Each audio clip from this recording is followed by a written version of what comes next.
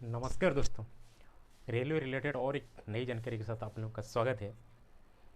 आज देखेंगे एचआरएमएस में लीव एनकेसमेंट मॉड्यूल के बारे में। 2023 दिसंबर 11 के बाद रेलवे एक लेटर निकाला है कि इसके बाद एचआरएमएस में ही लीव एनकेसमेंट होगा। पहले ऑफलाइन में होता था और इसका हिस्ट्री थोड़ा बता दूं कि लीव एनकेसमेंट का हिस्ट्री 2008 2008 को एक पहली बार ये लेटर निकाला था लीव एनकेसमेंट के बारे में। तो अभी 2023 में रेलवे फिर डिक्लेयर किया कि सिर्फ इसको एचआरएमएस में ही अप्लाई किया जा सकता है। तो एचआरएमएस में लीव एनकेसमेंट का एक नया ऑप्शन शुरू कर दिया है। तो आज हम देखेंगे एचआरएमएस में लीव एनकेसमेंट कैसे होगा, इसका प्रोसेस कैसे होगा। तो प्लेन एक मोबाइल में ही हर कोई कर सकता है इसको, ये बहुत डिफ़िकल्ट चीज़ नहीं है। हर किसी के पास अपना मोबाइल होगा तो ये मोबाइल में खुद अपना लीव एनकेसमेंट कर सकता है। तो टोटल प्रोसेस आज इस वीडियो में मैं बताऊँगा। लेकिन लीव एनकेसमेंट करने से पहले दो चीज़ रेडी रखना बहुत ज़रूरी है। पहले एक ऑनलाइन सैंक्शन लीव एचआरएमएस में होना चाहिए और एक पास ऑनलाइन सैंक्शन पास एक को एचआरएमएस के लिस्ट में होना चाहिए। इसके बाद हम ये फॉर्मेट को शुरू कर सकते हैं।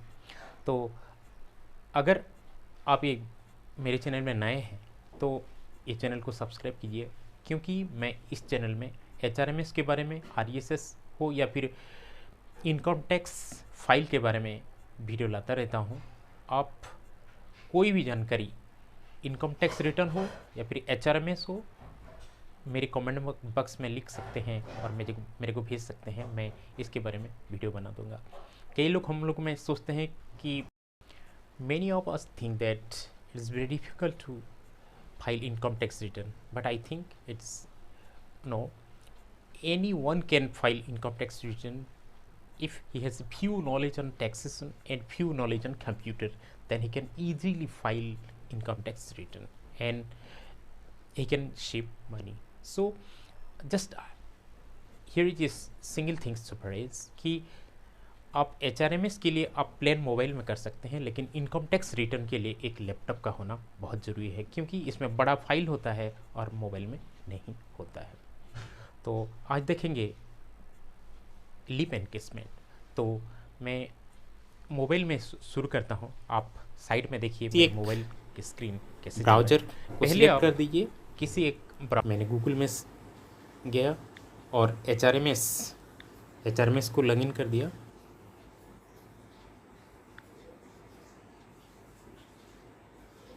अब एचआरएमएस खुल गया। तो पहले क्या कीजिएगा,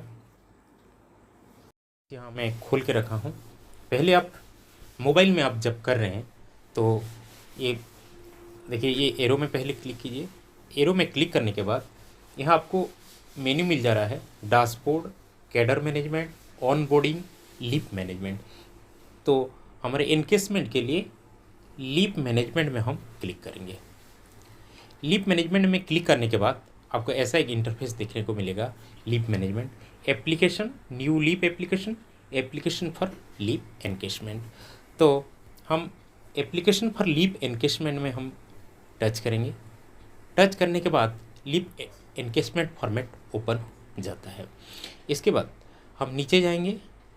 नीचे जाने के बाद पहले देखेंगे हम हमारा लीव बैलेंस, क्योंकि यहाँ मैं बता दूँ एक चीज़ कि एक आदमी, एक रिले कर्मचारी मैक्सिमम 6 टाइम लीव एनकेसमेंट कर सकता है और एक टाइम में 10 डे लीव एनकेसमेंट कर सकता है। और जब हम लीव एनकेसमेंट कर रहे हैं, हमारे पास कम से कम मिनिमम 30 एलएपी बैलेंस होना है। यानी कि अगर आपके पास 40 को एलएपी है तो आप लीव एनकेसमेंट ले पाएंगे, क्योंकि 10 ले जाने के बाद 30 बैलेंस रह जाएगा। तो इसी हिसाब से तो चलिए हम स्क्रीन पे चलते हैं। तो एलएपी बैलेंस आ गया। इसके बाद पास्ट लीव एनकेसमेंट डिटेल। अब पहले कितने बार लीव एनकेसमेंट किए हैं इसके बारे में डिटेल देना है। पहला नंबर ऑफ लीव एनकेसमेंट, ये जगह देखिए, नंबर ऑफ लीव। यहाँ आपको भरना है। पहले आप एक बार लिए हैं तो 1, 2 बार लिए हैं तो 2 बार लिए भरना है, और अगर नहीं लिए हैं तो यहाँ 0 भर देना है। इसके बाद नीचे आएंगे तो यहाँ अगर मान लीजिए 2 बार लिए हैं तो ये जो नीचे देख रहे हैं बक्स, बहुत सारे सीरियल नंबर देख रहे हैं, यहाँ आप कब कब लिए थे इसी को सिलेक्ट करेंगे। मान लीजिए कि 2008 का 9 महीना से 2010 के 8 महीना के अंदर अंदर एक बार लिए थे तो ये चेकबॉक्स में आप क्लिक करेंगे। मान लीजिए अगर जहाँ भी लिए थे ये चेकबॉक्स में आप क्लिक करेंगे। फिर नीचे जाएंगे। नीचे जाने के बाद leave encashment balance current application, यहाँ देखिएगा selection box year of leave encashment. तो आप यहाँ क्या करेंगे, leave day to be encashed, कितने दिन आप लीव एनकेसमेंट करेंगे, मैक्सिमम 10 दिन आप ही कर पाएंगे। और यहाँ ब्लॉक ईयर कब से कब तक का लीव एनकेसमेंट करेंगे। मान लीजिए यहाँ मेरे मोबाइल में आ रहा है 1/9/2022 से 31/8/2024 के अंदर मैं 10 बात कर रहा हूँ, या फिर 24 से 25 के अंदर कर रहा हूँ, जो भी है। यहाँ सिलेक्ट करेंगे। सिलेक्ट करने के बाद यहाँ चेकबॉक्स जो है सिलेक्ट में सिलेक्ट करेंगे और टोटल डे सिलेक्ट करेंगे। इसके बाद और एक बात आता है कि लिंक सैंक्शन और लिंक पास। मैंने जैसे कि पहले मैंने कहा, आप पहले एक ऑनलाइन सैंक्शन लीव आपके HRMS में होना चाहिए और एक सैंक्शन पास भी होना चाहिए, क्योंकि यहाँ लिंक करना है। अगर आप रनिंग स्टाफ है जैसे कि LP ट्रेन मैनेजर हो या फिर ASM हो, इन लोगों के लिए लिंक सैंक्शन लीव का ज़रूरत नहीं होता है। बाकी सारी स्टाफ के लिए सैंक्शन लीव का ज़रूरत होता है। तो यहाँ लिंक हम कैसे करेंगे, अगर आप इसी रनिंग स्टाफ के अंदर आते हैं तो यहाँ जो चेकबॉक्स है, ये चेकबॉक्स में आप देख रहे हैं, यहाँ जो चेकबॉक्स है, ये चेकबॉक्स यहाँ आप चेक करेंगे तो आपका लीव सैंक्शन लीव ज़रूरत नहीं होगा। अगर आप दूसरे स्टाफ हैं तो आपको लिंक सैंक्शन लीव करना पड़ेगा। यहाँ आप क्लिक करेंगे। क्लिक करने के बाद आपका लीव का लिस्ट बिल्कुल आ जा रहा है। आप जो लीव लिए होंगे ऑनलाइन लीव, आपका लिस्ट आ जा रहा है। जैसे कि मैंने कुछ लीव नहीं लिया हूँ, यहाँ अगर लीव में लिया होता तो ये लिस्ट में आ गया होगा। तो यहाँ आपको प्रोसीड में, जैसे कि आप प्रोसीड में यहाँ देखिए, यहाँ प्रोसीड लिखा गया है, यहाँ जो प्रोसीड में आप चेक करेंगे तो आपके जो लिस्ट आ जाएगा। लिस्ट के बाद फिर आप वहाँ लिंक कर देंगे तो ये लिंक ऑटोमेटिक हो जाएगा। इसके बाद फिर लिंक पास। आप जो पहले एक पास 1-2 दिन का आपको एक पास PTO हो या फिर पास हो, एक पास आपको निकालना पड़ेगा। जहाँ जाना है आपको वहीं पास एक निकालना है, और इसी पास को HRMS में होना ज़रूरी है। तो इसके बाद यहाँ आप क्लिक करेंगे। क्लिक कर देने के बाद HRMS का जो पास का जो लिस्ट होता है वो बिल्कुल निकल जाता है। और यहाँ आप प्रोसीड में टच कर देंगे तो वो लिस्ट आ जाएगा, और वहाँ आपको टच कर देंगे तो वो बिल्कुल लिंक हो जाएगा।